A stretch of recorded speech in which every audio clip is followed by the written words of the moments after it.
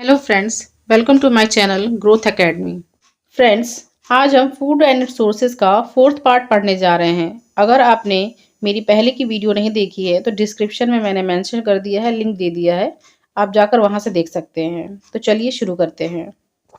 Roasted and sprouted seeds as food.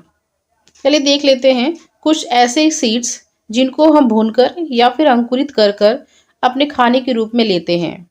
चलिए तो examples देख लेते हैं।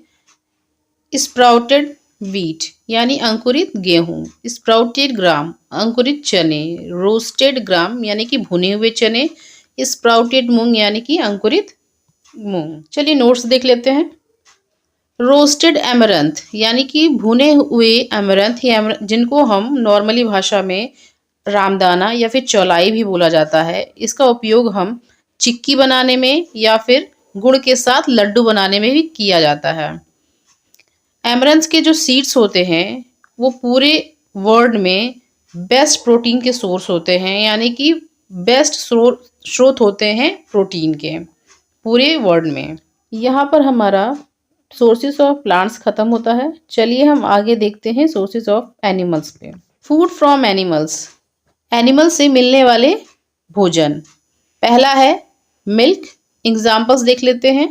काऊ यानी गाय, बफेलो यानी भैंस, गोट यानी बकरी, कैमल यानी कि ऊंट, शीप यानी कि भेड़। चलिए नोट्स देख लेते हैं। Milk is a complete food. Milk क्या है? एक कंप्लीट फूड है, क्योंकि इसमें सारे न्यूट्रिएंट्स पाए जाते हैं, इसीलिए हम इन्हें क्या कहते हैं? कंप्लीट फूड कहते हैं। ऐसे एनिमल्स जो हमें दूध देते हैं उन्हें हम क्या कहते हैं? डेयरी या फिर मिल्च एनिमल्स कहते हैं। एनसीईआरटी में ये बहुत बार मेंशन किया गया है, बहुत बार एग्जाम में पूछा भी गया है। राजस्थान में हम कैमल के दूध को पीते हैं। Milk is a source of butter. Milk से हम क्या बना सकते हैं? बटर बना सकते हैं, चीज़ बना सकते हैं, कर्ड बना सकते हैं, खोया बना सकते हैं और घी बना सकते हैं। मिल्क में बहुत मात्रा में प्रोटीन और कैल्शियम पाई जाती है। विटामिन सी और आयरन नहीं पाया जाता है। ये बहुत इंपॉर्टेंट है, एग्जाम में कई बार पूछा गया है कि कौन सा विटामिन नहीं पाया जाता है और कौन सा मिनरल नहीं पाया जाता है। अगर मिनरल पूछेगा तो हम क्या बोलेंगे? हम आयरन बोलेंगे। और अगर विटामिन पूछेगा तो हम क्या बोलेंगे? विटामिन सी नहीं पाया जाता है और मिनरल में आयरन नहीं पाया जाता है। चलिए तो हम आगे देख लेते हैं। एग यानी कि अंडे हमें किस किस से मिलते हैं?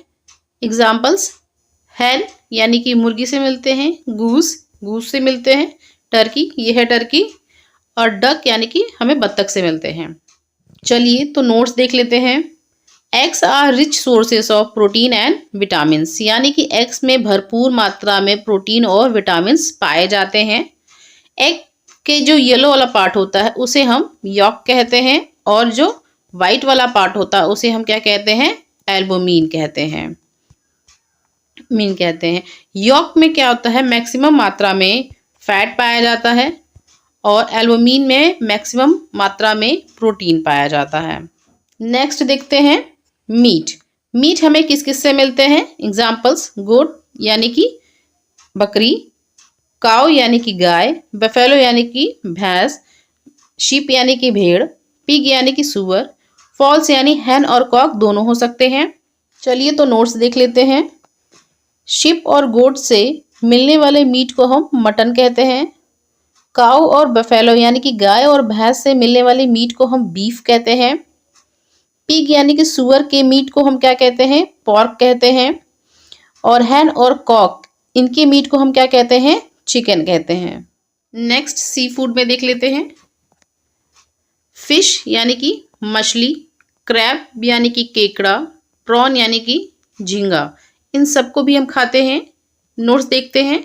Fish are rich in proteins, यानी कि फिश में भरपूर मात्रा में प्रोटीन्स पाए जाते हैं। रियरिंग ऑफ फिश और fish farming is known as PC culture.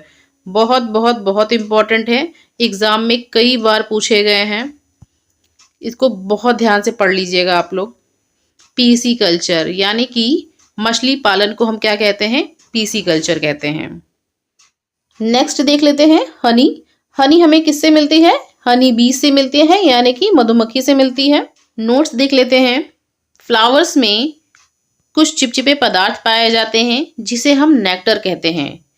इन्हें हनी बीज यानी कि मधुमक्खियां क्या करती हैं, कलेक्ट कर लेती हैं, इकट्ठा कर लेती हैं और स्टोर यानी कि इकट्ठा कर कर हनी के रूप में रख लेती हैं। कहाँ रखती हैं? हनी कॉम्ब में। हनी कॉम्ब यानी कि अपने छत्ते में रख लेती हैं इकट्ठा करके। Honey is rich in sugar. Honey में भरपूर मात्रा में क्या पाया जाता है? शुगर पाया जाता है। कौन सा शुगर पाया जाता है? फ्रक्टोज शुगर पाया जाता है। इसका उपयोग और किस में किया जाता है? मेडिसिन बनाने में यानी कि दवा बनाने में किया जाता है और बहुत सारे खाद्य पदार्थ बनाने में किया जाता है। रियरिंग ऑफ हनी बीज इज कॉल्ड एपीकल्चर। ये बहुत इंपॉर्टेंट है एग्जाम पॉइंट व्यू से। रियरिंग ऑफ हनी बीज बहुत बार एग्जाम में पूछा गया है कि किसको कहते हैं? एपीकल्चर, यानी मधुमक्खी पालन को हम क्या कहते हैं? एपीकल्चर कहते हैं। फ्रेंड्स, आज के लिए बस इतना ही। बाकी का नेक्स्ट पार्ट में लेकर आऊंगी। अगर मेरी वीडियो अच्छी लगी हो तो please like, share and comments करना ना भूलें।